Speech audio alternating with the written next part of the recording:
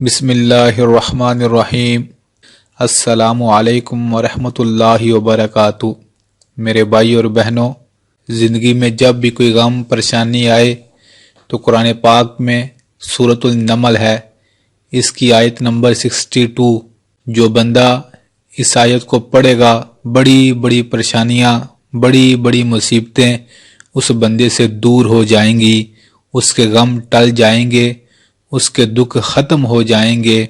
جو سورۃ النمل کی اس آیت کو بے قراری میں، پریشانی میں اور مصیبت میں پڑے گا۔ کون سی آیت؟ امن یجیب المضطر اذا دعاہ ویکشف السوء، امن یجیب المضطر اذا دعاہ ویکشف السوء۔ اس کا ترجمہ ہے، بھلا کون ہے جو بے قراروں کی دعاؤں کو سنتا ہے جب وہ اسے پکارتے ہیں۔ اللہ اکبر! بے شک میرے سونے رب کے علاوہ کوئی بھی نہیں جو پکارنے والوں کی التجا کو سنتا ہے اور ان کی دعاؤں کو قبول کرتا ہے۔